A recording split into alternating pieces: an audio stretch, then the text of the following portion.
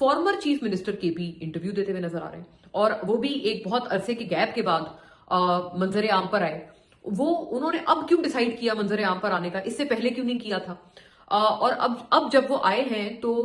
उनको कहीं से क्या कोई गो अहेड हासिल है कि जिसकी वजह से वो पॉडकास्ट भी कर पा रहे हैं, वो मेन स्ट्रीम मीडिया चैनल्स पर इंटरव्यूज भी वो कर पा रहे हैं? क्या उनको कहीं से कोई गो अहेड मिला है?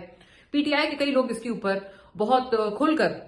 बात करते हैं हमारे साथ ऑफ द रिकॉर्ड, और बहुत खुलकर कहते हैं कि देखिए ये आपके सामने है कि गंडापुर साहब ने अब क्यों सामने आने का सोचा। अगर वो इतने अरसे से जो है वो गायब थे और खामोश थे, तो अब वो क्यों सामने आ रहे हैं?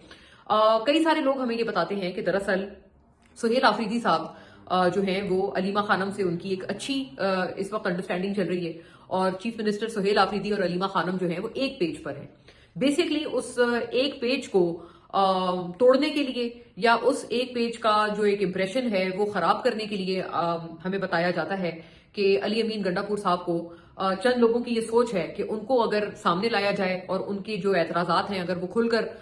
दुनिया के सामने लाए जाएं और पीटीआई के लोगों के सामने लाए जाएं, तो शायद सुहेल आफरीदी के खिलाफ कोई एक मिसट्रस्ट हो पाए। और ये कोई ढकी छुपी बात नहीं है। इवन सुहेल आफरीदी जो है उन्होंने भी एक अपने जवाब में उन्होंने ये बात कही कि मुझे कुछ लोग मेरे ओहदे से हटाने की कोशिश कर रहे हैं। ये क्लियर कट बात सुहेल आफरीदी साहब ने चंद रोज पहले एक अपने मीडिया टॉक में कही, जो छोटी सी वो मोबाइल से रिकॉर्डेड वीडियो होती है, उसमें उन्होंने ये बात कही किसी सहाफी का जवाब देते हुए कि उनको कुछ लोग उनके ओहदे से हटाने की कोशिश कर रहे हैं। फिर साथ उन्होंने कहा कि वो लोग फेल होंगे और मैं उन लोगों से कहना चाहता हूं कि अपनी इन कोशिशों को छोड़ दें, इससे पार्टी का नुकसान हो रहा है। अब ये बड़ी इंपॉर्टेंट बात है कि चीफ मिनिस्टर खुद भी कह रहा है कि कुछ लोग मुझे हटाने की कोशिश कर रहे हैं। और जो मेरे जो सोर्सेज हैं जो कि पीटीआई के बल्कि जो चीफ मिनिस्टर सुहेल आफरीदी के जो करीब लोग हैं, मुझे एटलीस्ट इस हद तक पता है कि वो ऑन द रिकॉर्ड उनमें से कोई ये बात नहीं करता, लेकिन of the record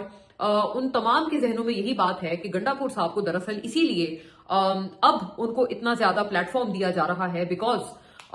Suhail Afridi साहब को उनकी सीएम शिप से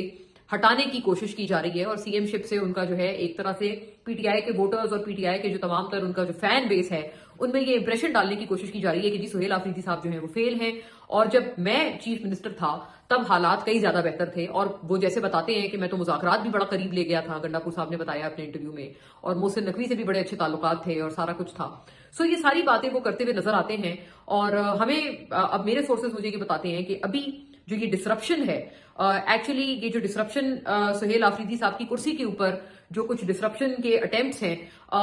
वो उनका ही एक हिस्सा है या उन्हीं की ये एक कड़ी है कि जिसकी वजह से गंडापुर साहब आजकल बड़ा फ्री एंड ओपनली इंटरव्यूज देते हुए नजर आते हैं।